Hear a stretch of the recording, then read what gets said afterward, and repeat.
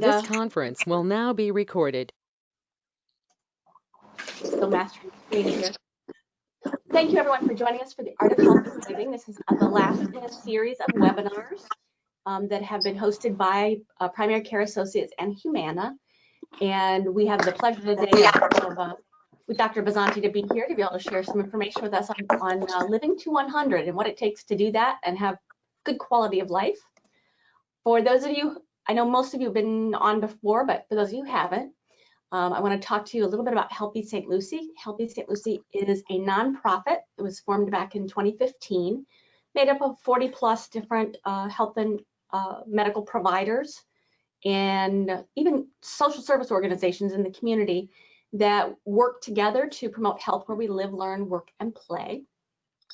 We work to develop a strategic plan that we follow as a community to achieve some significant changes in healthy outcomes and behaviors in our community over the course of the 5-year period. So part of what we've done in the most recent community health improvement plan has looked at these 3 key areas: eating healthy for life, eating healthy for birth, so that covers that, moving more, and then just feeling better, addressing some of the chronic disease issues that exist in our community. We are in the tail end of completing our most recent 5-year community health needs assessment. And then starting January 1, we are going to have a new community health improvement plan. So that's in its final stages. And we've had what we call our HIP steering committee, which are Health Improvement Steering Committee, Health Improvement Planning Steering Committee, that has been assisting us along the way with that. And you'll be hearing more about that. I'm hoping that we will be able to do some more of these webinars in 2021 and be able to share all those pieces as we move forward. Today is Living Healthy to 100, and I want to go ahead and introduce you officially to Dr. Bizanti. He has his medical degree, and so he has the advantage of being able to do a little bit more answering questions. A lot of times we don't have on a medical professional who's doing the presentation, and he likes to have conversation and discussion. So if you want to unmute yourself or add information to the chat box, and I know I'm probably stealing some of his verbiage here, but he had talked a little bit more about what it takes to live to 100. Okay, and so Dr. B, I'm going to turn it right over to you. Thank you so much. Thank you so much, Stephanie. That's a really great direction. So just remember everyone that we want to have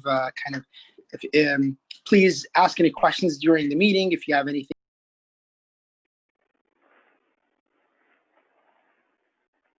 Dr. B, you muted yourself. Be back. Oh, hold on. Something happened here. I can't hear you at all, Dr. B. Hold on just a sec. Nope, can't hear you, Doc. Can't hear you, Doc. We can't hear you. Can't hear you. Can't hear you.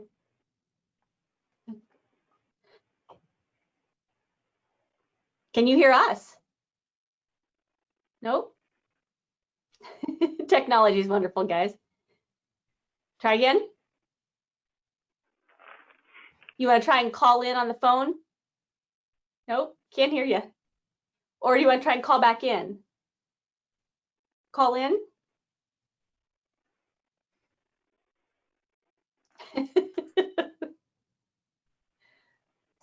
All right, Dr. B. Nope, can't hear you. Hold on.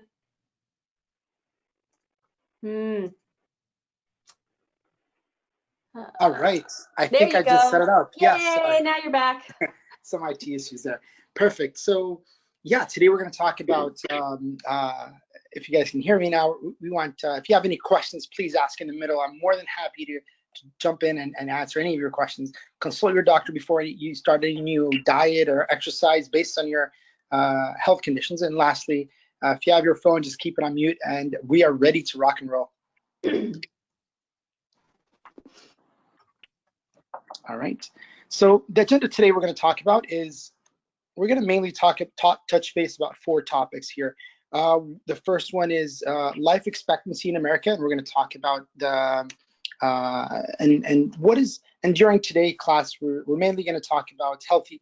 We're also going to talk about what is the life expectancy, and then the process of aging and how the aging works and we're also going to why people are living longer today than ever before. How did medicine evolve in the last 10 years and even more to have people live longer, happier, and how to live the best life, the longer, best life.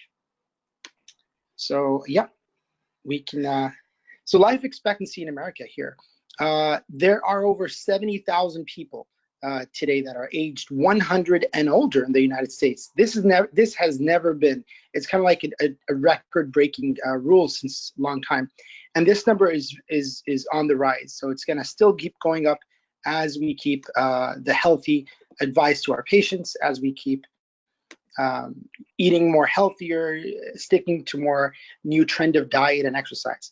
The average life in the expectancy in the US is 77.8 for men. Unfortunately for us, but women, they have a 5-year more expectancy life. Almost 82.3 is the average life for female.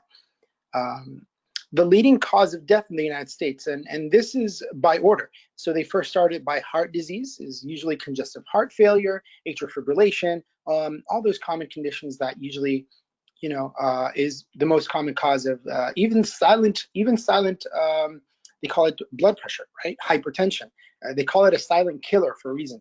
And then the second one is cancer, and all different types of cancer. And that's why today we're trying to focus on how can we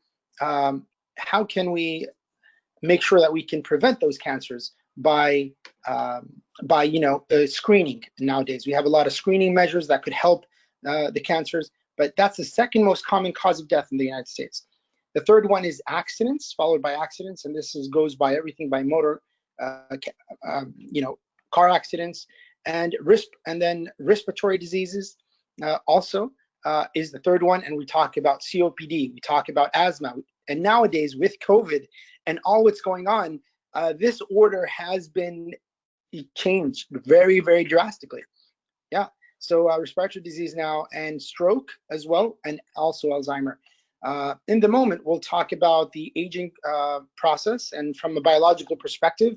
But first, let's look at some of the main reasons why. Let's look at why living longer than ever before, and how can we achieve that. Yes. Next, please. Awesome. Okay. So there are a few different reasons why life expectancy is climbing, not just in America, but around the world. First, improvements in health and medicine, and the ability to have access to healthcare. So before, there was not that access, was availability. Now with primary care present, with primary care present, and with a lot of new modality of treatment that has been developed and changed, we see a lot of expectancy has been added to the years of, and adding years to the average life expectancy. So according to the National Institute of Aging, at one time, the leading cause of death and illness were rooted to infectious and parasitic disease. This was way back in the day when antibiotic was not present, or antiviral or antiparasite, and even malaria was killing everyone, now there are chronic conditions and other non-contagious illness that is causing this trend.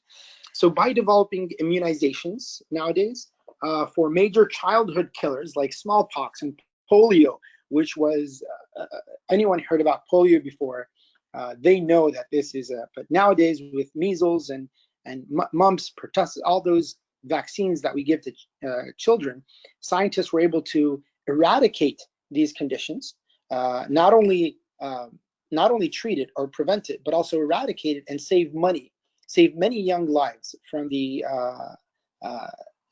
that death, unmighty death. Similarly, the availability of drugs like penicillin. I don't know if you guys remember when penicillin was first discovered and how it changed drastically a lot of conditions that were killing a lot of elderly. And statins now, with even high cholesterol medications, that's been an evolution in medicine as well. So screening tests can help people detect problems like breast cancers. Now we have mammograms, and ultrasounds that we try to recommend it at least once a year. The reason why, because it could detect a breast cancer early in the stages, so we can react upon it and treat it and prevent that cancer from spreading. Same as colon cancer. Colon cancer in the last, I would say, 15 years saw an evolution never like before. Putting in colonoscopies every 10 years, putting in Cologuards, and even fecal occult blood test once a year. Now it's a major thing to prevent colon cancer, and all insurances recommend every patient over a certain age to do this at least once a year to prevent that colon cancer.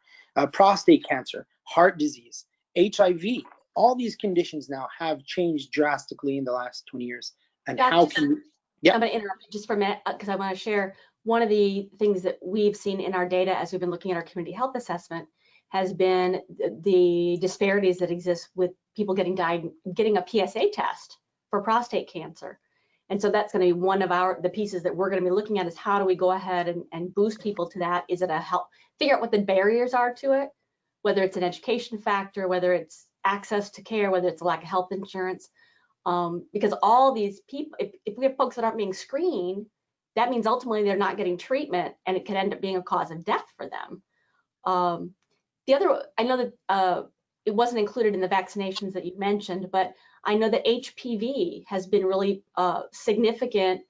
It's a vaccine that they try and get into youth in preventing ovarian cancer and uterine cancer. So there's so many wonderful things that are happening that if people are able to take advantage of them and get that access to it, it can change the length of their lives and the quality of their lives. So I can't agree with you more, Stephanie. And prostate cancer you mentioned, that's actually one of the top most common cancers in male, kind of like breast cancer, similarly in female. So prostate cancer PSA is important to detect early before it spreads to the bones, usually spreads to the lumbar, vertebra. And also, you talked about HPV vaccine, human papilloma virus. That's a very, very important vaccine that now it's given to younger age to prevent that cervical cancer, which is also a very, very common cancer to prevent. And amazingly, with the evolution of this, so we are encouraging it big time, just like you guys. And this is why we're here for healthcare today. So thank you very much. And lastly, so changing the next public health developments in science and technology has given us things like pacemakers, airbags, right? That's something that prevents accidents, which is one of the top 5 common cause of death here in the States. So putting airbags, putting seat belts on, work environments are generally safer than ever before. Now with OSHA and all this, new system and processes that we're putting in place, Americans have a better access to purified water, pasteurized milk, waste disposals. All those were causing of the public to not have that. So all these new things that we changed were improve a lot of, and we're very excited about this. Lastly, changes in society has given us things like public education, right? Child labor laws. Healthy food is easy to come. You can easily go and purchase now healthy food than ever before. Organic has been now a trend. You put all the, there's so many trends of new diet and exercises that and everyone's loving following it. So that's what we like mostly to keep our community providing them have access to this healthy food is very, very important. And many Americans recognize that even tobacco as a serious health hazard. Before days, everyone's starting like, oh yeah, I'm a cool guy, I'm smoking. But now with all the rules and regulations that's been put in place, there has to be a huge, a huge warning in every single cigarette box and everywhere, like, hey, this is a serious hazard that might lead to death. So putting that into public awareness was huge into, changing the mentality and changing the thinking of people nowadays. So I'm going to interrupt you again, Dr. B, because this is another area that's part of our community health assessment and our plan moving forward to include the electronic cigarettes, because big tobacco has now made this their big focus, because the earlier they can get people addicted, then the more funding that they will get out of them during their lifetime. The other issue comes down is we have lots of rules and regulations in place, but one of the things that we're going to be looking at doing in St. Lucie County is trying to get a policy in place. It's called tobacco retail licensing. There's a very simplified version of it at the state level, but they don't have a lot of resources for enforcement. So we're going to be looking, you know, in the next couple of years at talking to professionals and educating them, the elected officials, to look at doing a tobacco retail licensing program that will allow us to really hold retailers' feet to the fire so that they're not, you know, appealing to the youth, and they're you know, people are very much aware of what some of these hazards are, so they don't start out the process and get addicted. So thank you for giving me that segue to talk more about our charge. No, please. I love that because it's kind of like we're tag teaming on this to provide the best health and information to our public today and to our St. Lucie community. And I love that. So please, I love to hear that. That's like music in my ears, actually. So today it might seem simplistic, but the reason we're living longer is because we're actually entering older adulthood in a healthier condition than we ever did in past generations by providing all these tools and accessories to for all these reasons that we talked about. And so next we're going to talk about the aging process from a biological perspective. So that's really interesting. Learning more about why we get older can help us better understand how to slow that process down. So we're just going to break it down. All right, let's go next. Awesome. So we're looking at the aging process here. So let's take a moment here to think about the word aging and discuss the definition of it. For many people, the word aging spawns thoughts of gray hair, wrinkled skin, right? These visible changes on the outside of the body and are a peak just into a various changings that is happening inside our bodies, inside the cells of every organ on the inside. So we're just looking at the outside, right? So despite the fact when we get all older, the aging process is actually not well understood. For centuries, scientists have been like trying to figure out exactly how that process of aging works. While many theories, you know, have been presented about how aging works or how the cell changes and presented at this time, they're just theories. It's not really facts. There's nothing has been proven. No studies have been could like put a finger on it. So researchers are still working very, very hard today to figure this one out. Because if they can decode these aging process, then we're going to have a very long life. With that said, though, here's what we know so far. Over time, aging affects all the cells in the body. This is in turn affects all the body organs and how efficiently they work. And this process begins earlier than you might even think. For example, the National Institute of Aging says around the age of 20, the tissue in the lungs began to lose elasticity and muscles in the rib cage and begin to shrink. So when those begin to shrink, they decrease the amount of air that someone could breathe in, because the elasticity of those muscles allow you to expand your chest, expand it to take deep breath in.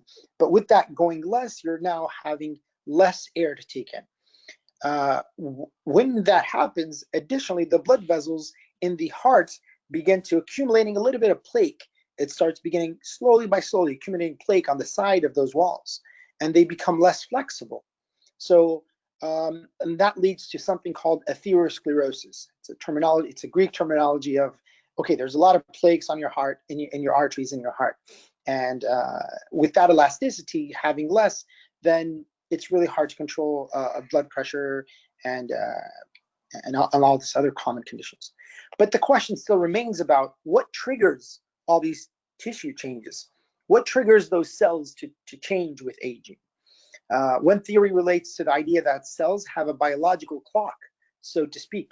By this, I mean they eventually wear out, kind of like a car.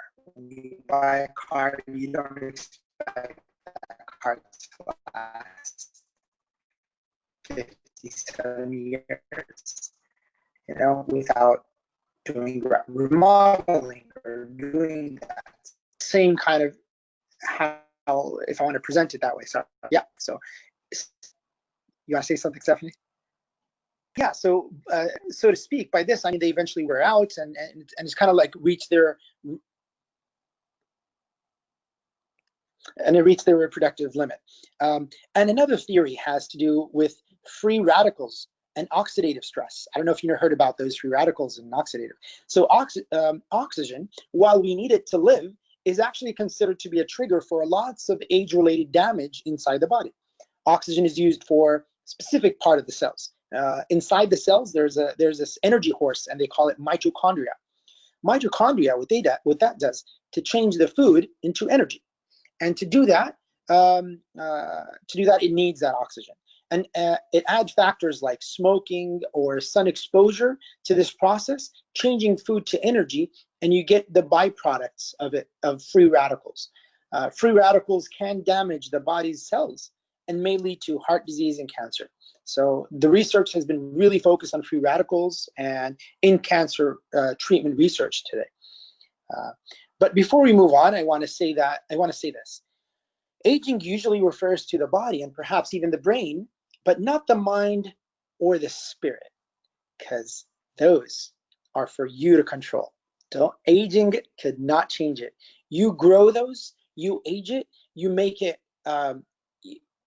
you as much as you put into yourself, mind and spirit does not age, but actually what it does, it evolves and becomes better and better every time we feed it, and every time we we give it more intention. So I know that's something outside of aging, but so even though our bodies decline, our mind and spirit doesn't necessarily do the same. So we'll spend some time on this topic later today too, even though I know it's a very cool topic. Everyone's like, all this motivational speaking, like, they always talk about spirit and mind. And that's their focus, because they know that these two are the best two things that anyone could have and could develop, because your body is just a biological clock, unfortunately. One of the things that's been really interesting is this coming even more to the forefront in light of the COVID-19, because they've actually having mental health challenges or mental, what I call mental wellness challenges, has really decreased some of the stigma, and people are actually talking about some of those challenges, and hopefully we've, as a community, have done a decent job of getting word out about what can you do to help address some of those issues. But some of you know my circumstances, but I have combined household with my parents. My dad's 81, and the level of frustration in watching them not be able to do the things that they used to do has been a journey to say the least. But as we're moving ahead, our population, I mean worldwide, but specifically in our county, we are seeing dramatic increases in our aging population. The baby boomers are getting there, and we want to make sure that as a community we are addressing what their unique needs are going to be. It can be something as simple as teaching we're looking at programs such as having restaurant staff trained, and how do you deal with someone who may have some memory or Alzheimer's issues? How do you teach people to be sensitive to those things?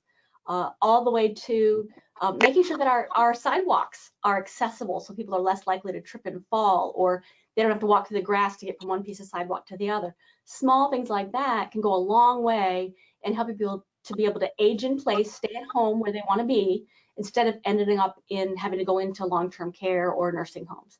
So some cool pieces that are also coming in our new community health improvement plan on how do we as a community make that a big piece for our aging population. So love that. Very, very small, important. These small stones kind of help evolve the whole, what we're doing with depression and with all the COVID and what's going on, we're trying to, encourage the patients now to get back to their hobbies, to get back to what they like doing. If it's gardening, if it's reading, if it's walking outside, if it's calling, and important to also reach out to their loved ones, like their family and friends, using FaceTime.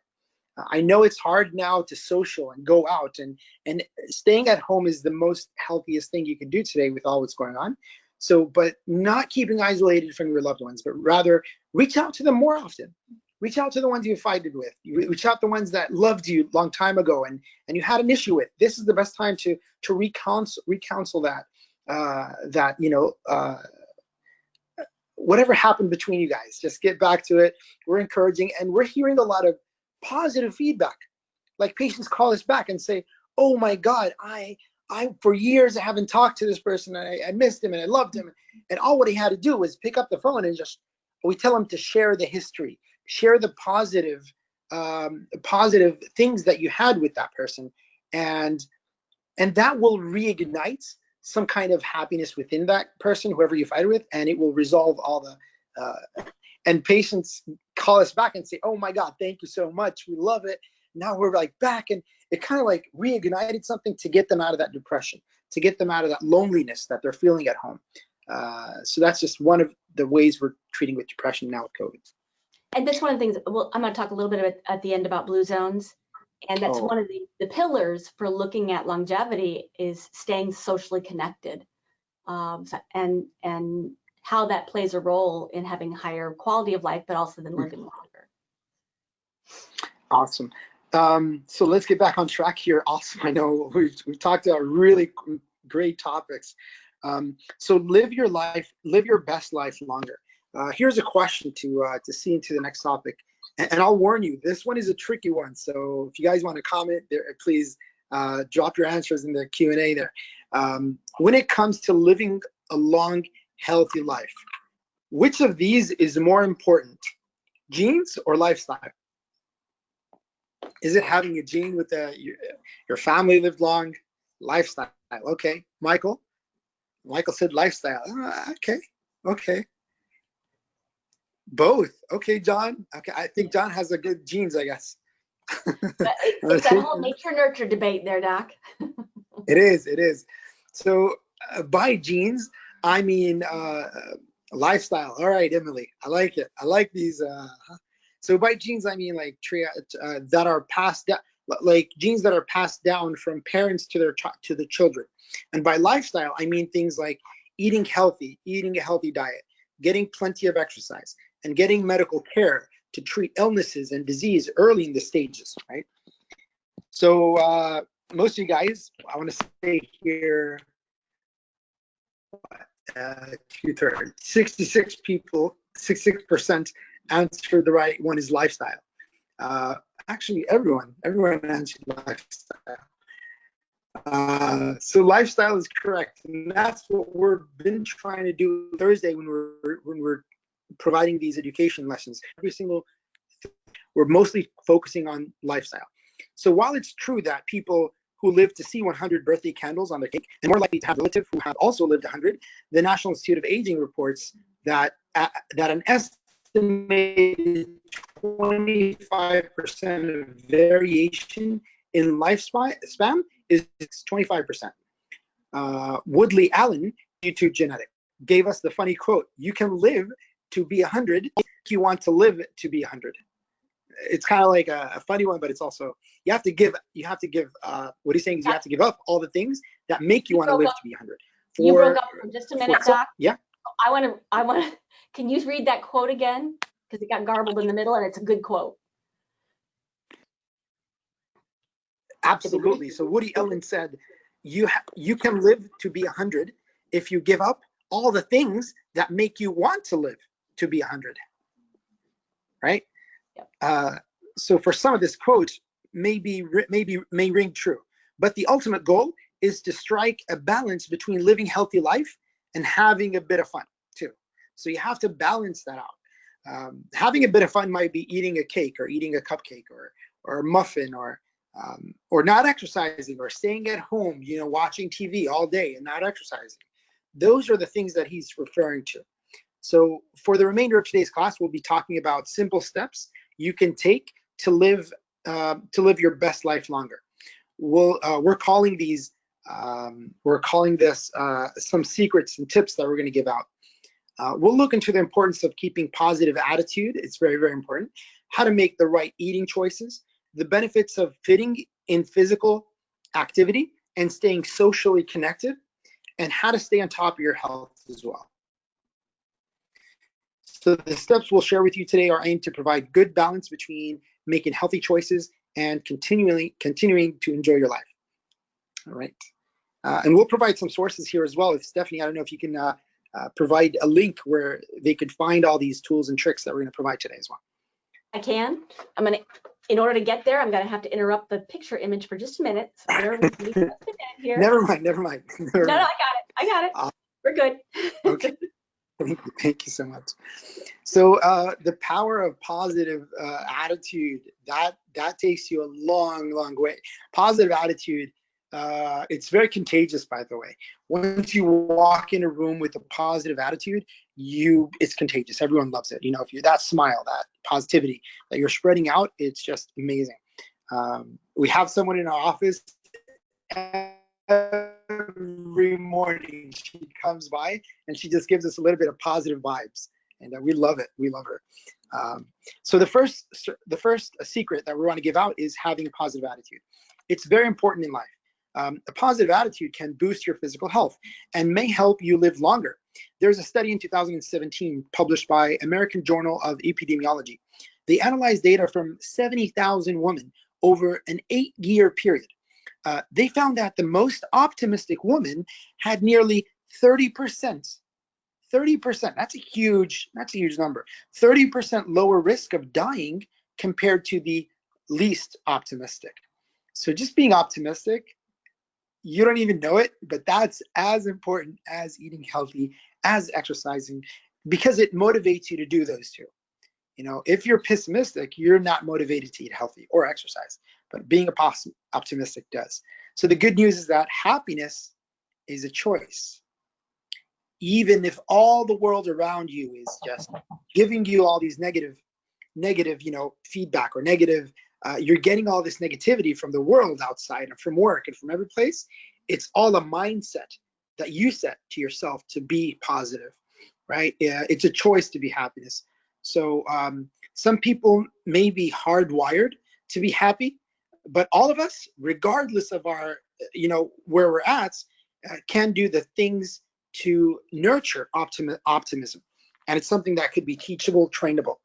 The good news is that happiness is, So the good news is it's a choice you can make, right? So start by thinking positive thoughts, especially ones concerning about yourself. For example, instead of thinking, oh, it's too hard, I won't be able to do this, or I think it's impossible, or it's challenging. Why don't we change those words to, you know what, let me give it a try. Let me see if it's possible. What am I going to lose by maybe my work? If I push myself enough, I could do it. So it's just changing the words in your mind that could change that choice of being happiness and being optimistic. So stop comparing yourself with others and those who are.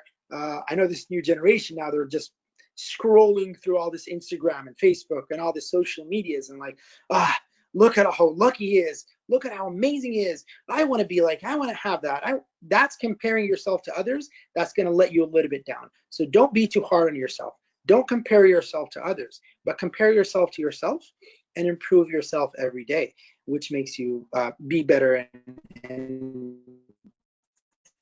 change that mindset and spirit, right? So stop comparing yourself with others. Recognize everyone adds their own value, and we're not competing with one another. We're actually helping each other, and that's what we strive to in primary care. We're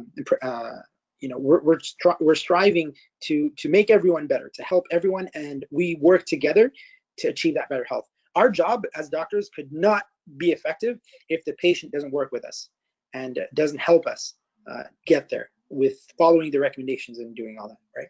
So next, explore your passions to find your purpose in life. After retirement, many struggle to fill this void that was once work, and it was busy, and it was, filling in their time, their energy, their passion. Okay, now what? What's next?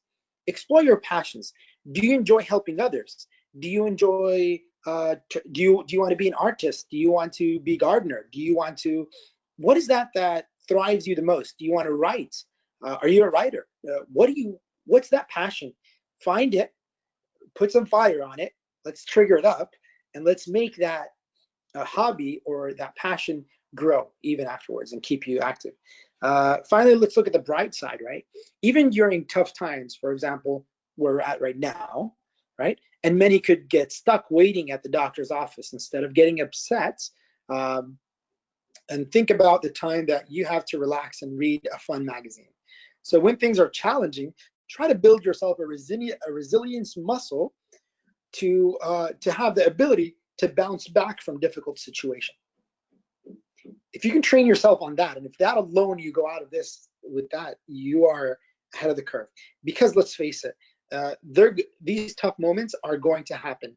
Actually, it's currently happening in the whole world since 9 months ago when this first started. It's been happening, and it's just continuously happening, and as we go, it's building up. So it's that resilient muscle that you built in while we're training during these times on how to stay optimistic, stay happy, you know. And yeah, so thank you so much. Yeah, next. Awesome. Oh, I love this picture. See how she's happy? That's our goal. Let's stay like her. You know, she's cooking, she's happy. He's jealous. He wants to be as happy as she is. Sorry. So another secret, number 2 here, is healthy eating. Obesity is rare among those who have this mentality. That means that eating the right food and exercising is the key. This probably isn't too surprising, as many chronic diseases in the United States are linked to poor diet. But with all the different dietary recommendations floating around, it can be confusing to know what's best. Remember, talk about your eating habits with your doctor, because they could tell you, okay, don't eat carbs, for example, or you should eat carbs, but you shouldn't eat salt, or maybe you shouldn't eat a lot of cholesterols or red meat, or, you know, based on your condition, they would recommend you what to eat and what not to eat and what's healthy for you. So there's a book called The Blue Zone Solutions, I think that you were referring to, Stephanie, earlier, right? Awesome. So this Blue Zone Solution is a book. Author was Dan Butner, I believe. I hope I didn't butcher his name. Studied hundreds of centenarians living in 5 longevity-prone locations around the world, which were named the Blue Zones, and that's where the name came from, right? So where the 5 longevity-prone locations around the world, they call them Blue Zones. He and his fellow researchers uncovered some very interesting information about how those centenarians in those locations eat, what they eat, what their habit is. And what he did is he put it all in this one book called The Blue Zone Solution. If you get a chance, please download the audiobook, the PDF, buy the book, you know, get whatever you can, get your hands on this. Stephanie loves it, talks about it, so hey, she's recommending it. That's a prescription. First, eat small portions. Portion sizes in America have grown significantly over the last several years. That's something we're talking about this month. We're talking about 4 things. One of them is portion control. The other one is balanced diet. The other one is social activity. And the last thing we're talking about with our patients this month is what's your New Year healthy goals? So what is and portion control, when you talk about this, it's very, very important, because when you go to a restaurant, when you go to a place, our plates are huge. We cover them from edge to edge. We usually recommend 4 fingers width of seeing the edge of the plate surrounded around the plate. So if you can measure your 4 fingers, that's the size you want to see that edge of the plate, right? So keep the food in the middle of that plate. Don't fill it all up, you know? And having frequent small meals is what we recommend. And also we talk about balanced diet, which is something here we're talking about, which is eat your plants, you know, plant-based diets. And that's what they eat a lot. Since in this book, they talk about most of their foods and their portions are about 3 to 4 ounces. That's the portion of food they have. 3 to 4 ounces is all what their portion is. And when we talk about diet here, they're talking about plant-based diet. What we're recommending our patients is 50% of that plate that we talked about, 50% should be fruits and vegetables. 1/4 should be protein. And then we talk about healthy protein, which we talked about before. And then the other 1/4 should be a little bit of carbs, because you need that carbs. but the healthy carbs, not the bad carbs. So that's how the balanced diet we're recommending to our patients. And this is very important also. I see it. They talked about plant diet. And finally, we want to focus on antioxidants. Antioxidants are chemicals that are believed to help protect the body from damaging effects of the free radicals that we talked about. So they're present in foods with vitamins, minerals, and other stuff. All right, I'm gonna try to speed through this presentation going forward. I am way behind. I just got so, I loved it. I'm sorry. And I didn't help you any there, Dr. B. Sorry. No. I just loved it. I'm sorry. So we're trying to, please guys, fasten your seatbelt. It's gonna be a ride. Awesome. So we're talking about healthy diet. See their smiles. That's what I want every one of you guys to have. Whoever's listening, please, guys. Happiness is a choice. So another secret, number 3, that they talk about in this book as well is to stay fit and active. You know the saying, if you don't use it, you will lose it. Well, guess what? It's very, very true. In order to keep your mind and body strong and fit, you've got to move. Keep moving. This is a topic that's been well researched back in 2012 and published by so many articles, found that people who participated in leisure time physical activity can add over 4 years to their lives. 4 years. That's huge. Additionally, in 2018, this is like 6 years after that first study, another study was published in JAMA Open Network, found that not exercising increases your risk of premature death more than heart disease, diabetes, and smoking. So that's huge. When you have those are the top. Heart disease, the most top one. So U.S. Department of Health and Human Services recommends all adults get about 150 minutes of moderate, not mild, intensity exercises per week. When they divided that, they're looking at 30 minutes a day, right, for 5 days a week. You should try to make it a habit. For the purpose of the study, I quoted researchers found life expectancy to increase by 3.4 years for people who get the recommended 150 minutes per week of moderate intensity activity. But people who get it twice, the recommended amounts, gained 4.2 years of life, while people who got half of the recommended added 1.8 years of their life. So it's kind of like a recipe right there. So that's your recipe, 150 a week. You got, that's 3.4 years. Try to think about less conventional ways to add movement to your day. Being active doesn't always mean spending time in the fitness class or going to the gym or riding a bicycle, right? Gardening could be one. Cleaning your house, right? Maybe opening a music at home and just dancing with your loved ones, Cooking while you're like, I don't know how Rachel Ray does it, or, walking from place to place are all ways to stay active. And before beginning a new exercise program, make sure you talk to your doctor, and that is a safe exercise that you can do. Yeah, let's go next, please. Okay, the 2 things that we love, drinking and smoking. So there is actually a questionnaire. Every time you come into our office, we do a drinking questionnaire or smoking, and we ask, are you a smoker? How long have you been smoking, and all this? And it's also drinking. We have a questionnaire about drinking. So the reason why we do this is we try to recommend you to limit those 2. The next secret is about smoking and alcohol, is to ask questions about what are the following groups that have been proven to lower the death rate. Is it non-smokers? Is it moderate drinkers? Well, the answer to that is moderate drinkers have, yes. Let me ask this question then really quick. Which of the following groups has been proven to have the lowest death rate? Lowest death rate, what do you think? Is it 1, non-drinkers, moderate drinkers, heavy drinkers, or they're all the same? What do you guys think? Moderate. Who has been proven to have the lowest death rate? Michael, moderate. Okay.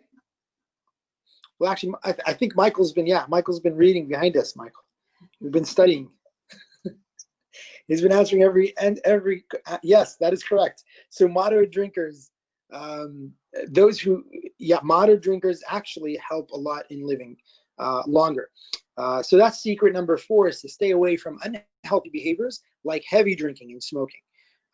So moderation is a key. Another study in 2018 published shows that researchers followed nearly 100,000 men and women for almost 9 years. That study takes for a long, long time to follow 100,000. They found that drinking alcohol in moderation has a positive effect in longevity, and heavy alcohol intake, on the other hand, was associated with significantly higher death rate.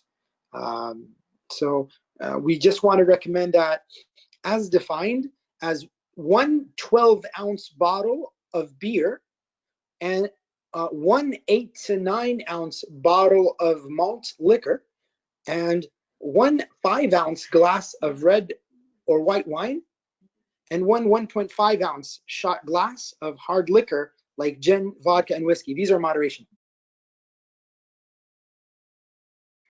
You probably won't be surprised to hear our next tip. If you smoke, quit. According to CDC Smoke and Harms, nearly every organ inside the body, that certainly isn't going to do you any favors if you're ever trying it to live to 100. In fact, cigarette smoking is the leading preventable cause of death in the United States, according to more than 480,000 deaths each year. They relate it to smoking. Awesome. Okay, next, stay socially connected. Stay socially connected. I don't know if you guys listened to the beginning of the thing. We're talking about how to reconnect with your loved ones. Another secret to maintain a strong social network: relationship gives us emotional support. Access to that information might even have to engage our brains in very unique ways to interact with our loved ones, to interact with other people, right? The benefits of being social don't stop with your brain, but research shows that social relationships have a positive effect on our physical health too. A 2016 study published in the Proceedings of the National Academy of Science that social relationships have a positive effect on our physical health too. There are other studies out there that linked to lower risk of health problems like high blood pressure, inflammation, obesity. A lot of other outcomes have been shown to show positive outcomes of social interaction. In 2010, there's another analysis of over 148 studies. This is a meta-analysis. They call it meta-analysis when they put multiple studies together and come up with one strong result. So the results are very stronger than a normal result. And what they found was that people with strong social relationships were 50% less likely to die than those with weaker connection. This risk is comparable to smoking 15 cigarettes per day. So believe it or not, being not socially active is equivalent to smoking 15 cigarettes a day. It's bad. So that's how you put it. So now that we've talked about the importance to maintain healthy social life, I want to hear that how do you stay socially active? What's your secret tips right now? Please let us know in comments, raise your hands, share, jump in. I want to know what you're doing with COVID because we're almost out of time and I want to love to hear you guys. All right. This is the hard one. A long walk. I'm sorry? I'll take my dog on a long walk around different lakes. Amazing. I love it. Not only when you take your dog, I like when people like stop you in the middle while you're walking your dog. Oh, your dog is so pretty. What's her name? What's this? That's social interaction alone, by the way. You might not know it, but that actually does help. Yeah. Yes. Love it. Love it. I love when I see a beautiful dog in the streets. I stop and just to social interact, especially when they have a cute puppy and dog. Love it. Just love them. Awesome. Awesome. What else? What else are you guys doing? I'm not doing a very good job, Doc, so I'm going to just keep my mouth shut. Guys, whatever you can do, change it today. Today is the perfect day to change that. Today's the perfect day to change that, to make that modification, to jump on social interaction, loved ones, friends, family. Walk your dog, go to the mail, and while you're going to the mail, bother people, in a nice social way, by the way. I'm sorry, let me say that and rephrase that. So yeah, let's go next, please. I think this is almost the last slide. Yep. So lastly, guys, it's 11 o'clock. It's on the clock. We are over the time limit here, but I do want to thank you all for surviving this long. Focus on your health. Your relationship with your healthcare team is very important than ever. So the tips that I want to leave you with is focus on prevention, especially when we talk about cancers and especially if you talk about cancers, preventative like HPV, mammograms, colonoscopies. Focus on prevention to live happier longer. Focus on getting screened with up-to-date important health screenings. Jared's here with us, and Jared is one of the key important team to keep patients in Port St. Lucie County screened with all their measures that what CDC recommends. He is on top of their doctors, on top of their clinics, on top of the patients to make sure that they get their screenings, get their vaccinations, take their blood work to detect any early conditions, and make sure they take their medicines as prescribed and adhere to those medications, taking them. So I love that what we're doing and how we're keeping that prevention and doing all this. It helps us, stay healthier. So okay, 11:01. I think we've reviewed already, Doc. I did. Humor me just a minute. I want to show everybody a little bit about where we are in St. Lucie County, and if you need to bail, go ahead. This is being recorded and it will be posted on the Healthy St. Lucie YouTube channel. So if you're tech savvy, we can get you to follow up on this. These are some of the Blue Zone books. I will tell you that we've actually had a Blue Zone. So we've invited Dan Butner to come down and had a big workshop. So we are hoping to be able to move in this direction as well. Collier County has 8 full-time staff that are working to try and make their community a Blue Zone. And we're not there yet, but we are doing a lot of the same things that they're doing. We're just not calling it Blue Zones at this point. So hopefully you'll start to hear more about those pieces as we get further along into this new community health improvement plan. And I did post in the chat. I know not everybody's on chat function, but if you follow us on social media, you can learn more about other trainings that we have available and just sort of follow some of the things that are happening in our community. So thank you all so much for being here, and hope to see you on future webinars as we move ahead. If anybody has any questions, now's your time to speak up. Thank you, Stephanie. Where do we get the Blue Book? Ah, yes, the Blue Book. Let me go back to that page. It's actually available electronically. Check the library, because sometimes the libraries even have it, even for iPads and those kinds of things. You can actually pull it up there. But definitely, I'm a huge library proponent, so that's the best place to go. But you can order them online. Just look for Dan Butner with an E in the middle. Right. And always, if you have any questions, if there's anything I can do or Jennifer can do, please feel free to holler at us. My number is 772-873-4923. Or you can get us at me at stephanie.myers@flhealth.org. Oh, sorry, .gov. It's been long. Thanks you guys so much for joining us, and we'll hope to see you on future ones. Have a great day and happy holidays, everybody. Okay, same to you. Bye-bye.